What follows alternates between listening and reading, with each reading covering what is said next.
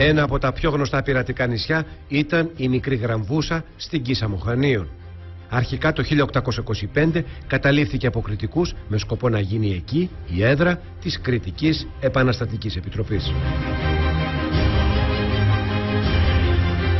Κρήτες και άλλοι Έλληνες από την Πελοπόννησο με σπετσιώτικα καράβια αποβιβάστηκαν στην Κρήτη σε μια προσπάθεια να αναζωπυρώσουν την Κρητική Επανάσταση. Κατέλαβαν με τέχνασμα από τους Τούρκους το κάστρο της Γραμβούσας και το παρακείμενο κάστρο του Καστελίου και προσπάθησαν να επεκτείνουν την Επανάσταση στην υπόλοιπη Κρήτη. Αυτό όμως δεν κατόρθωσε, δεν έγινε κατορθωτό και έτσι οι επαναστάτες εκεί απομονώθηκαν. Δεν υπήρχε για αυτούς η επιλογή της επιστροφής στην Κρήτη. Η μόνη τους εναλλακτική λύση θα ήταν να καταφύγουν ως πρόσφυγες στην επαναστατημένη Ελλάδα. Αλλά ήδη στην επαναστατημένη Ελλάδα υπήρχαν πάρα πολλοί πρόσφυγες, πολλοί από αυτούς είχαν συσσωρευτεί έξω από τον Ναύπλιο ή την Ερμούπολη της Σύρου και ζούσαν μέσα σε άθλιες συνθήκες. Επομένως, από τη στιγμή που βρέθηκαν σε ένα σημαντικό θαλάσσιο πέρασμα, η πειρατεία ήταν ίσως η καλύτερη λύση για την επιβίωσή τους.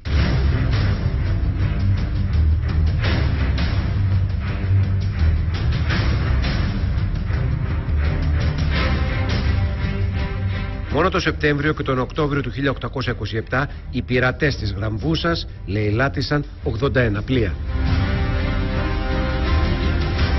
Η Γραμβούσα αναπτύχθηκε σε έναν οικισμό 7.000 ανθρώπων που ίσως να αναπτύχθηκε στην πορεία με άλλους τυχοδιώκτες που κατέφτασαν από άλλα σημεία του Αιγαίου και με κάποιες αναφορές που έχουμε ο οικισμός που αναπτύχθηκε με μεγάλη ταχύτητα ήταν ιδιαίτερα ανθυρός.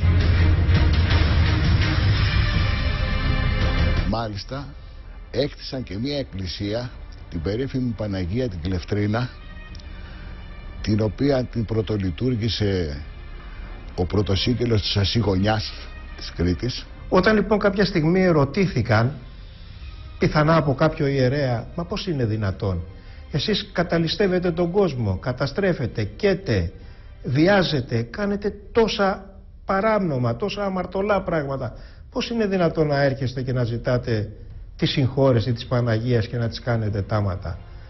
Και απάντησαν με θρασίτητα, αυτά που κάνουμε έχουν να κάνουν με τους ανθρώπους.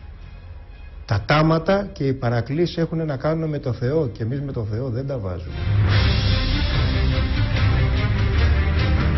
Οι δυνάμεις της Ευρώπης είχαν εξοργιστεί με τη δράση των πειρατών. Ο Καποδίστριας ζήτησε τη βοήθεια της Γαλλίας και της Αγγλίας.